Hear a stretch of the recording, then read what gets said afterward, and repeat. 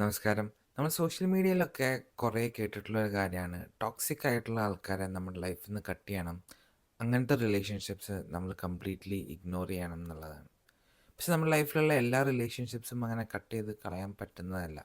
അത് ചിലപ്പോൾ നമ്മുടെ ഓൺ ഫാമിലി ആവാം, അല്ലെങ്കിൽ കുറേ കാലങ്ങളായിട്ടുള്ള ഫ്രണ്ട്സ് ആവാം. അപ്പോൾ അവർക്ക് കുറച്ച് ടോക്സിക് ട്രേറ്റ്സ് ഉണ്ടെന്ന് വെച്ച് നമുക്ക് കംപ്ലീറ്റ്ലി അവരെ കട്ട് ഓഫ് ചെയ്ത് ലൈഫിൽ നിന്ന് കളയാൻ പറ്റില്ല.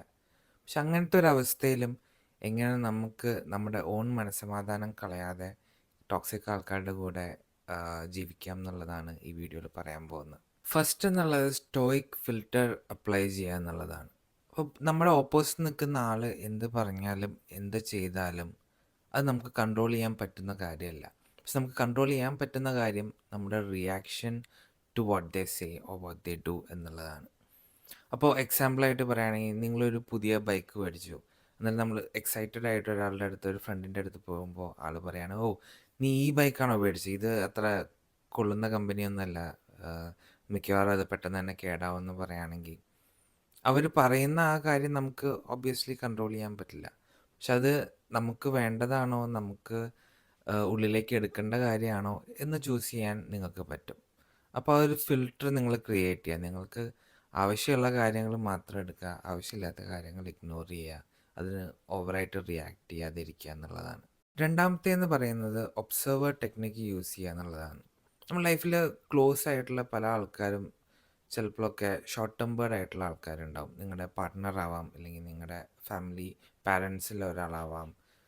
അങ്ങനെയുള്ള ആൾക്കാർ ചിലപ്പോൾ നിങ്ങൾ എന്ത് ചെയ്താലും ചെയ്തില്ലെങ്കിലും ഭയങ്കര അഗ്രസീവായിട്ട് റിയാക്ട് ചെയ്തു എന്നൊക്കെ വരാം. അപ്പോൾ അങ്ങനത്തെ ഒരു സിറ്റുവേഷനിൽ ചിലപ്പോൾ നിങ്ങൾ ഹേർട്ടാവും, അല്ലെങ്കിൽ നിങ്ങളും തിരിച്ച് അതേ ദേഷ്യത്തിൽ റെസ്പോണ്ട് ചെയ്യുന്ന സിനാരിയോസ് ഉണ്ടായിരിക്കാം. അപ്പം അങ്ങനത്തെ ഒരു സിനാരിയോയിൽ നിങ്ങൾ റിയാക്ട് ചെയ്യുന്നതിന് പകരം നിങ്ങൾ ആ ഒരു മൊമെൻറ്റിൽ ഒരു ഒബ്സർവറായിട്ട് മാറുക എന്നുള്ളതാണ് ഈ മെത്തേഡിലെ ടെക്നിക്ക്. അപ്പോൾ നമ്മൾ ഒബ്സർവറായിട്ട് മാറുമ്പോൾ നിങ്ങളുടെ പാർട്ട്ണർ നിങ്ങളുടെ അടുത്ത് ഒരാവശ്യമില്ലാണ്ട് ദേഷ്യപ്പെട്ടു. അപ്പോൾ നിങ്ങളൊരു ഒബ്സർവറായിട്ട് നോക്കുമ്പോൾ നിങ്ങളതിന് റെസ്പോണ്ട് ചെയ്യുക എന്നുള്ളതിന് പകരം എന്തുകൊണ്ടാണ് അവരങ്ങനെ ദേഷ്യപ്പെട്ടത്, എന്തായിരിക്കും അവരെ ട്രിഗർ ചെയ്തിട്ടുണ്ടാവുക, അല്ലെങ്കിൽ അവരെന്തെങ്കിലും സ്പെസിഫിക് മൂഡിലായതുകൊണ്ടാണോ ഇങ്ങനെ ദേഷ്യപ്പെടുന്നത്, അല്ലെങ്കിൽ അവർക്ക് അങ്ങനെ ഒരു സയൻറ്റിസ്റ്റ് ഒരു ഡിഷ് ഒബ്സർവ് ചെയ്യുന്ന പോലെ, അനലൈസ് ചെയ്യുന്ന പോലെ നമ്മൾ ആ സിനാരിയോയിൽ ആ സിറ്റുവേഷൻ നമ്മളെ പുറത്തേക്ക് വന്ന് അത് ഒബ്സർവ് ചെയ്യാൻ പറ്റണം. അങ്ങനെ ആകുമ്പോൾ അവർ പറയുന്ന കാര്യങ്ങളും ചെയ്യുന്ന കാര്യങ്ങളും നമ്മുടെ എഗൻസ്റ്റ് ഉള്ള ഒരു അറ്റാക്കായിട്ടോ നമ്മൾ കൺസിഡർ ചെയ്യാതെ ഒബ്സർവ് ചെയ്യാനും ആ ഒരു സിറ്റുവേഷൻ നമ്മൾ അഫക്റ്റ് ചെയ്യുന്നതിൽ നിന്ന് മാറി നിൽക്കാനും നിങ്ങൾക്ക് പറ്റും. മൂന്നാമത്തേന്ന് പറയുന്നത് ഇൻവിസിബിൾ ബൗണ്ടറീസ് ക്രിയേറ്റ് ചെയ്യുക എന്നുള്ളതാണ്. നമ്മുടെ ലൈഫിൽ ഏറ്റവും ഇമ്പോർട്ടൻ്റ് ആയിട്ടുള്ള രണ്ട് റിസോഴ്സസാണ് ടൈം ആൻഡ് എനർജി. അത് പല സിനാരിയോസിലും നമ്മൾ കൺസേർവ് ചെയ്യേണ്ടതായിട്ടുണ്ട്. എൻ്റെ ഒരു ഫ്രണ്ട് ഉണ്ട്. അവൻ ഇടയ്ക്കിടയ്ക്ക് എന്നെ വിളിക്കും, എന്നിട്ട് ഇങ്ങനെ കുറേ കാര്യങ്ങൾ സംസാരിക്കും. ഞങ്ങൾ സംസാരിക്കുന്നത് ചിലപ്പോൾ 1 മണിക്കൂർ 1.5 മണിക്കൂറൊക്കെ നീണ്ടുപോയിരിക്കും. പ്രത്യേകിച്ച് കാര്യങ്ങളായിട്ടൊന്നുമല്ല, എന്നാലും വെറുതെ ഇങ്ങനെ എന്തെങ്കിലുമൊക്കെ അവൻ സംസാരിച്ചുകൊണ്ടിരിക്കും. പക്ഷേ പ്രശ്നം എന്താണെന്ന് വെച്ചാൽ അവൻ വേറൊരു രാജ്യത്താണ് ജീവിക്കുന്നത്. അപ്പോൾ ഞാൻ നോക്കുമ്പോൾ ചില സമയത്തൊക്കെ രാത്രി 11 മണിക്കും 12 മണിക്കും ഒക്കെ അവൻ്റെ കോൾ വരും.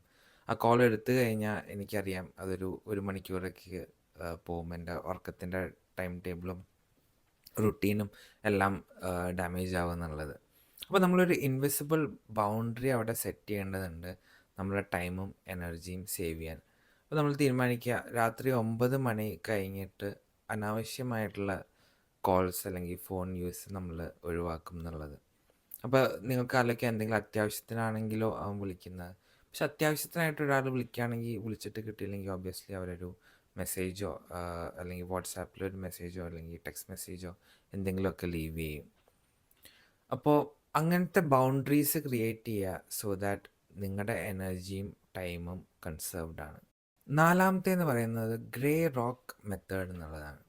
അപ്പോൾ നമ്മളൊരു ഗ്രേ റോക്ക് എന്ന് അവർ ഉദ്ദേശിക്കുന്നത് ഒരു പ്രത്യേകിച്ച് ഗുണങ്ങളൊന്നും ഇല്ലാത്ത ഒരു റിയാക്ഷനൊന്നും ഇല്ലാത്തൊരു കല്ലായിട്ട് മാറുക എന്നുള്ളതാണ്.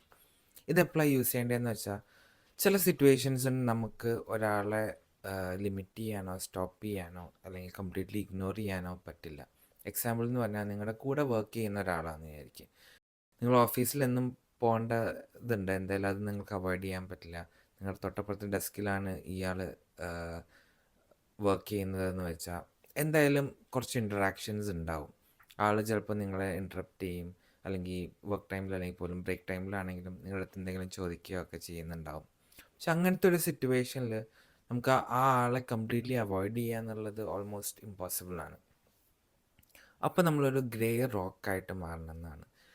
ഇതിൻ്റെ അർത്ഥം ഇപ്പം നിങ്ങളുടെ അടുത്തൊരു ആർഗ്യുമെൻ്റ് സ്റ്റാർട്ട് ചെയ്യാനോ അല്ലെങ്കിൽ ആളൊരു ക്വസ്റ്റ്യൻ ആയിട്ട് വരാൻ, നിങ്ങളൊരു പുതിയ കാറ് മേടിച്ചു എന്നുള്ള എക്സാമ്പിൾ എടുക്കാം. നിങ്ങൾ കാറ് മേടിച്ച് ഓഫീസിൽ വന്ന് അവിടെ ഇരിക്കുമ്പോഴായിരിക്കും ആൾ വന്നിട്ട് പറയുന്നത്, ഓ നീ ഈ ഒരു കമ്പനിയുടെ കാറ് മേടിച്ചു അല്ലേ, ആ കാറ് അത്ര നല്ലതൊന്നുമല്ല, എൻ്റെ പരിചയത്തിൽ വേറൊരാൾ മേടിച്ചിട്ട് ഇപ്പോൾ കുറേ ബുദ്ധിമുട്ടിക്കൊണ്ടിരിക്കുകയാണ്. ഇങ്ങനെയൊക്കെ പറയുകയാണെങ്കിൽ നിങ്ങൾ ജസ്റ്റ് പറയാം, ഓ അങ്ങനെയാണോ, ഓക്കെ എന്ന് പറയാം. അപ്പോൾ ആൾ പിന്നെയും എന്തെങ്കിലുമൊക്കെ ചോദിച്ചു എന്ന് വരും. ഇതിനേക്കാളും ബെറ്റർ മറ്റേ കാറായിരുന്നില്ലേ, അപ്പോൾ ആ കാറാണ് ശരിക്കും പറഞ്ഞാൽ കൂടുതൽ മൈലേജ് തരിക, റിലയബിലിറ്റി ഒക്കെ അതാണെന്ന് പറഞ്ഞാൽ അപ്പോഴും പിന്നെയും നിങ്ങൾ പറയാം, ഓക്കെ മേ ബി അങ്ങനെ ആയിരിക്കാം, എനിക്കതിനെക്കുറിച്ച് അറിയില്ല എന്ന് പറയാം. അപ്പോൾ നിങ്ങളുടെ റെസ്പോൺസസ് ഒരു യെസ്, നോ അല്ലെങ്കിൽ മേ ബി എന്നുള്ള ഒരു റെസ്പോണ്ടിലായിട്ട് മാറുമ്പോൾ ആൾക്ക് ആ ഒരു തിരിച്ചൊരു ഫ്യൂവൽ കിട്ടുന്നില്ല, ഒരു ഫയർ സ്റ്റാർട്ട് ചെയ്യാൻ, അല്ലെങ്കിൽ ഒരു കോൺഫ്ലിക്റ്റ് അല്ലെങ്കിൽ ആർഗ്യുമെൻ്റ് സ്റ്റാർട്ട് ചെയ്യാനുള്ള ഫ്യൂവൽ നിങ്ങളുടെ സൈഡിൽ നിന്ന് കിട്ടുന്നില്ല. അപ്പോൾ ഒബ്വിയസ്ലി ആ ഒരു ഫയർ ഇല്ലാതെയാവും. അപ്പോൾ ഒട്ടും അവോയ്ഡ് ചെയ്യാൻ പറ്റാത്ത ആൾക്കാരെ ഇങ്ങനത്തെ രീതിയിലും നിങ്ങൾക്ക് മാനേജ് ചെയ്യാൻ പറ്റും. ഇനി ലാസ്റ്റ് ആയിട്ടുള്ളതാണ് ഞാൻ ആദ്യം പറഞ്ഞത്, എല്ലാവർക്കും ഇത് ചെയ്യാൻ പറ്റണമെന്നില്ല, പക്ഷേ ഇതൊരു മോസ്റ്റ് എഫക്റ്റീവ് ആയിട്ടുള്ളൊരു ടെക്നിക്കാണ് ടു മാനേജ് ടോക്സിക് പീപ്പിൾ. അതെന്ന് പറയുന്നത് ബാക്കിയുള്ളവരുടെ സൈഡിൽ ചേഞ്ച് വരുത്താമെന്നല്ല, സ്വന്തം നമ്മുടെ സൈഡിൽ ചേഞ്ച് വരുത്തുക എന്നുള്ളതാണ്. പലപ്പോഴും വേറൊരാളൊരു കാര്യം പറയുമ്പോൾ, ടോക്സിക്കായിട്ട് കാര്യം പറയുമ്പോൾ നമ്മൾ അവരുടെ അടുത്ത് ആർഗ്യൂ ചെയ്യുക അല്ലെങ്കിൽ നമ്മുടെ എനർജി ടൈമും സ്പെൻഡ് ചെയ്യുന്നത് അവരെ ചേഞ്ച് ചെയ്യുക എന്നുള്ളൊരു ഒബ്ജക്റ്റീവ് കൊണ്ടായിരിക്കാം. ഇപ്പോൾ ഒരു എക്സാമ്പിൾ പറഞ്ഞാൽ ഇലക്ഷൻ കാലഘട്ടമൊക്കെ ഇപ്പോൾ കഴിഞ്ഞതേ ഉള്ളൂ.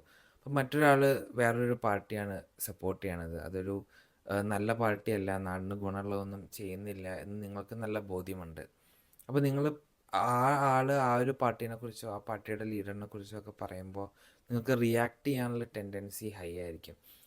അങ്ങനെയല്ല, ആ പാർട്ടി നല്ലതല്ല, ആ പാർട്ടി ഇതൊക്കെയാണ് ചെയ്തിട്ടുള്ളത്, ഇതൊക്കെ നാടിന് നല്ലതാണോ, ഇങ്ങനെയൊക്കെ ചോദ്യങ്ങൾ ചോദിക്കാൻ നിങ്ങൾക്കൊരു ടെൻഡൻസി ഉണ്ടാവും. അത് ചിലപ്പോൾ അവരുടെ ആ ഒരു കോൺസെപ്റ്റിൽ നിന്ന് മാറി നിങ്ങൾ നല്ലതാണെന്ന് വിചാരിക്കുന്ന പാർട്ടിയിലേക്ക് സപ്പോർട്ട് ചെയ്യാൻ വേണ്ടിയോ, അല്ലെങ്കിൽ അവർ ഇതിൽ നിന്ന് മാറി നിങ്ങൾ ഉദ്ദേശിക്കുന്ന നല്ല പാർട്ടിയിലേക്ക് മാറണം എന്ന് ആഗ്രഹമുള്ളതുകൊണ്ടൊക്കെ ആയിരിക്കാം. പക്ഷെ ആ ഒരു ബാക്കിയുള്ളവരെ ചേഞ്ച് ചെയ്യണം എന്നുള്ള നിങ്ങളുടെ ആ തോട്ട് പ്രോസസ്സ് മാറ്റിയാൽ തന്നെ ഈ ആർഗ്യുമെൻറ്റ്സും ഈ ടൈമും എനർജിയൊക്കെ സ്പെൻഡ് ചെയ്യണത് കുറേയൊക്കെ കുറഞ്ഞു വരും.